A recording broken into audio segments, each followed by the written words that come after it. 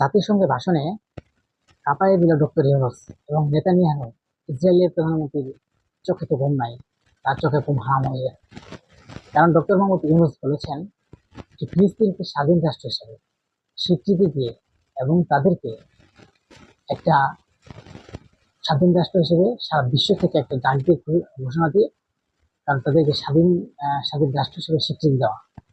কারণ হচ্ছে এই গাজায় এমনভাবে মানুষ মারছে যেগুলা অনাহারে শিশুরা স্কুলে যেতে পারছে না, কলেজে যেতে পারছে না, এবং তাদেরকে মেরে ফেলা হচ্ছে যেখানে সেখানেই।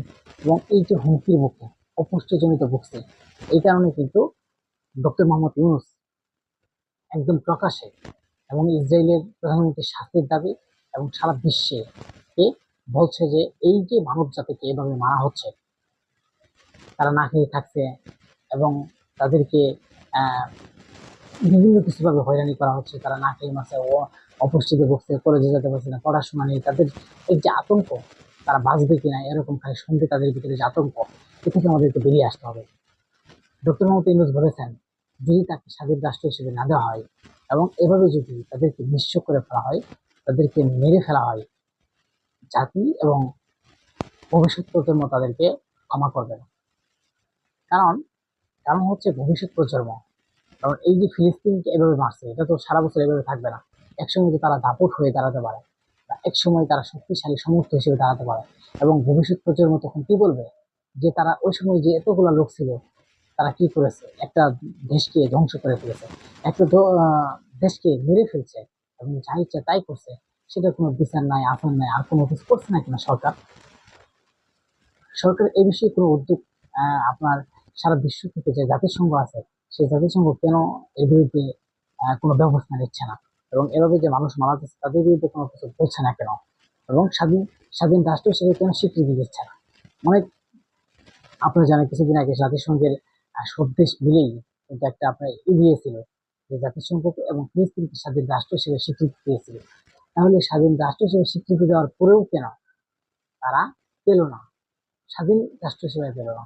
এবং এভাবে তাদেরকে মেরে ফেলা হচ্ছে, তাদের খাদ্য অপুষ্টিকর ভুগছে। এবং এভাবে যদি একটা চোখের সামনে একটা দেশ শেষ হয়ে যায় এবং চোখের সামনে যদি একটা মানুষ, লক্ষ লক্ষ মানুষের জীবন শেষ হয়ে যায়, তাহলে এই মানব জাতির কি মূল্য থাকবে? প্রতিটা দেশের তাদেরকে যেভাবে আক্রমণ করা হচ্ছে তারা দেখছে, কেউ তো প্রতিবাদ করছে না কেন? এ থেকে বিশ্বকে গর্জে ওঠার আহ্বান জানিয়েছেন ডক্টর মোহাম্মদ ইউনূস। এবং তিনি আঙ্গুল চোখে বলেছেন নেতানিয়াহুকে বিচার করার জন্য। এবং এই যে যুদ্ধ, গাজার যুদ্ধ, এটা বন্ধ করতে হবে। এবং এই গাজার যুদ্ধ যদি বন্ধ না করা হয়, তাহলে ভবিষ্যৎ প্রজন্ম কিন্তু আসলে কোনোদিন ক্ষমা করবে না। কারণ ইতিহাস আপনারা দেখেন যে জীবনে অনেক ইতিহাস আছে। কারণ এই যে ইসরায়েলের প্রধানমন্ত্রী নেতানিয়াহু, তিনি যখন বক্তব্য দিলেন, জাতিসংঘে যে বক্তব্য দিলেন, সেই বক্তব্য দেওয়ার সময় আপনারা দেখেছেন যে সবকিছু উঠে গেছে, সবাই কিন্তু উঠে গেছে, চলে গেছে। সবাই যখন চলে গেছে তখন তো তার লজ্জা থাকা উচিত। রাস্তাঘাটে মিটিং করছে, মিছিল করছে, তাকে ভয়ভীতি দেখানোর জন্য যে তিনি এ থেকে বেরিয়ে আসে। তাকে ঘৃণা করছে, সারা বিশ্ব থেকে তাকে ঘৃণা করছে এবং সারা বিশ্ব তাকে চায় না। তাহলে তার তো শিক্ষা নেওয়ার প্রয়োজন, আমি মনে করি শিক্ষা নেওয়া উচিত যে আগামীতে এই জাতিসংঘের যে লোক যারা আছেন তাদেরকে উচিত এই ইসরায়েল প্রধানমন্ত্রীকে শাস্তির আওতায় আনার উচিত এবং ফিলিস্তিনকে স্বাধীন রাষ্ট্র হিসেবে ঘোষণা দেওয়া উচিত এবং ঘোষণা দিতে হবে।